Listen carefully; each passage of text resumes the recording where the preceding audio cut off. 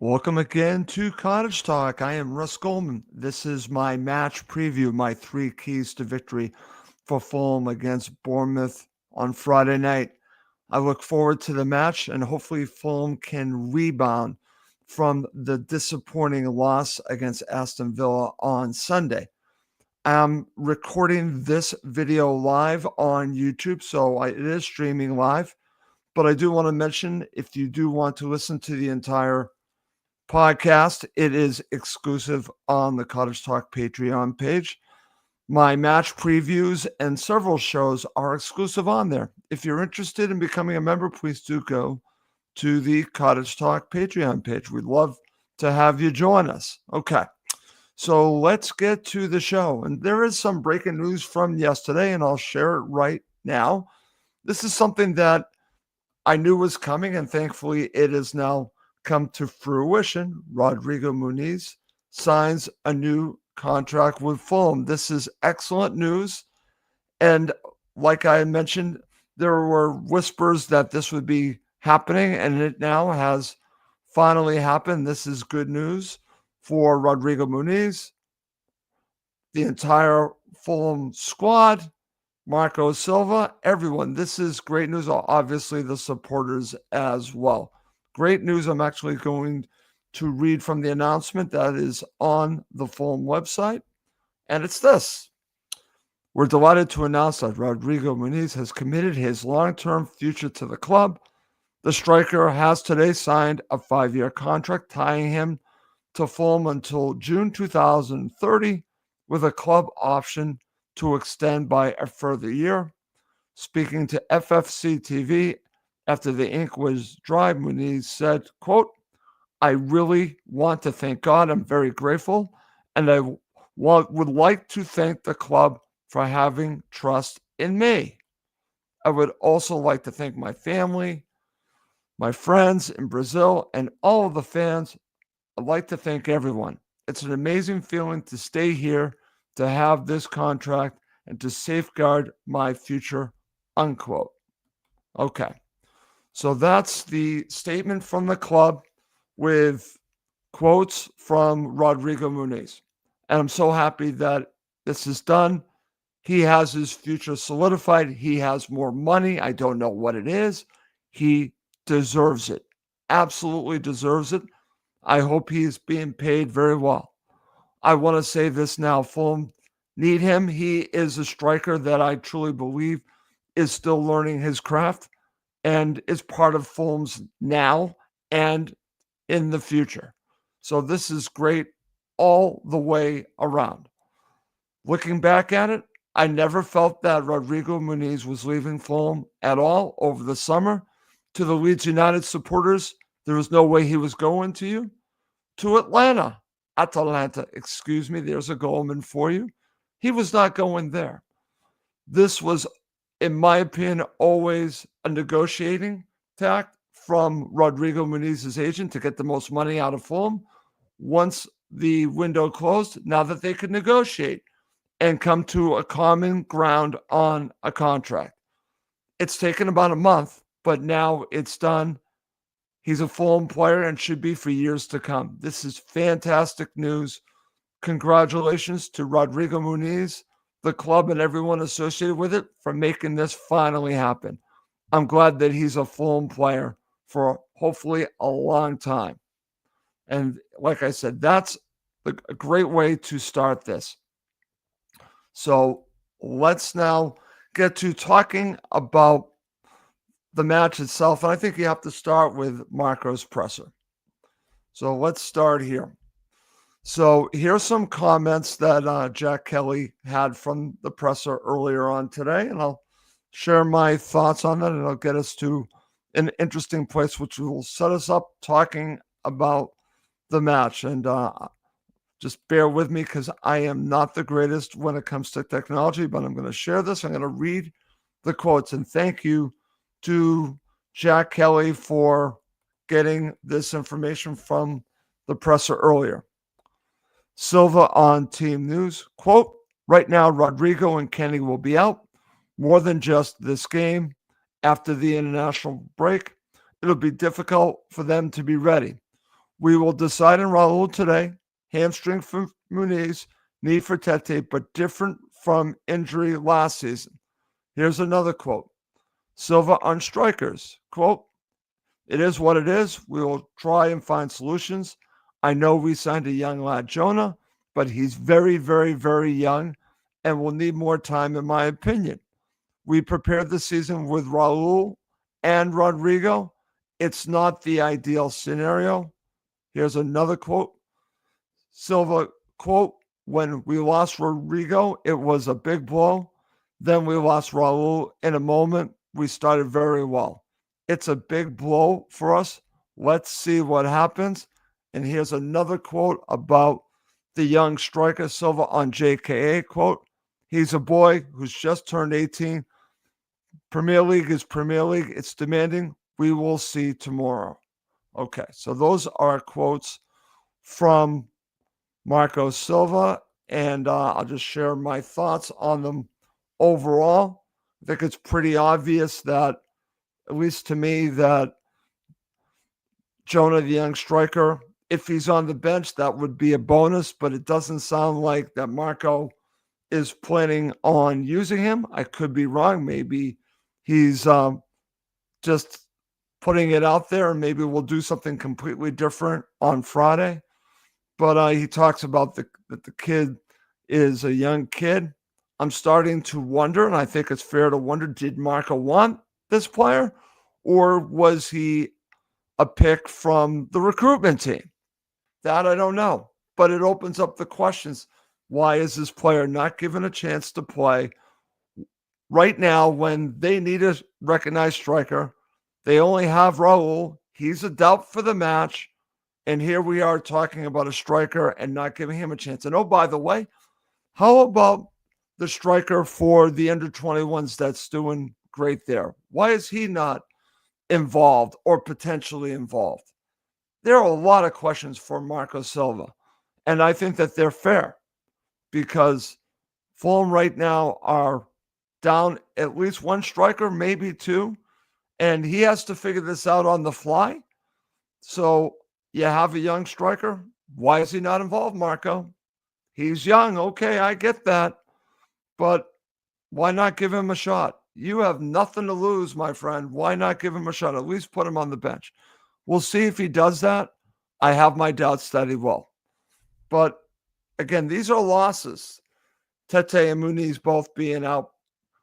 I think that Castagna, I think you can do a job.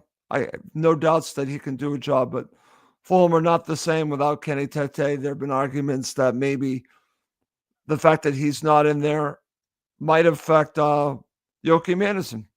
That's a possibility. So injuries happen.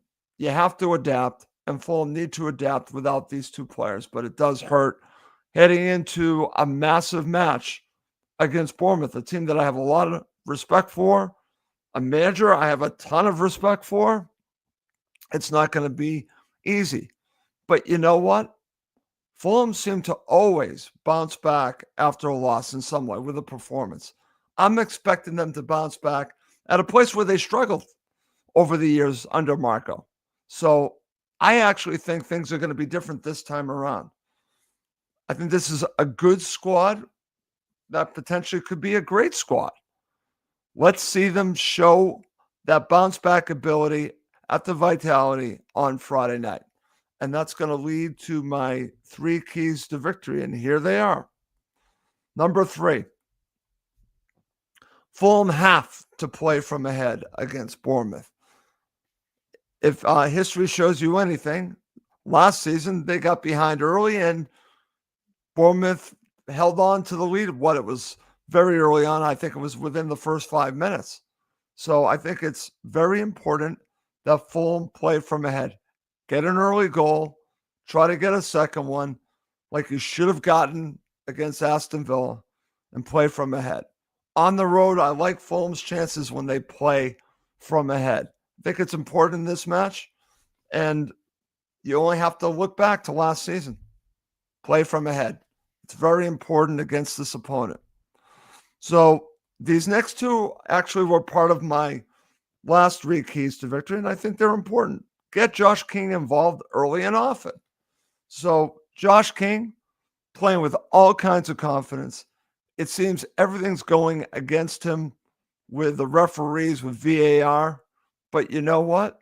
The kid keeps improving. So I think it's important to get the ball to him as much as possible and let him do his thing and continue to help Fulham tick, because right now he's making Fulham tick. So it's very important to get Josh King involved, regardless of the formation that they use. And I'll be talking about that when we get to the starting 11, because the guys from Fulham has brought up something that I was thinking about as well. Could there be a formation change? And I'd be for it. And I'll talk about that in just a bit. So that's my number 2. Let's go to number 1. And it is, once again, Marco has to win the coaching battle against a very good manager in Areola.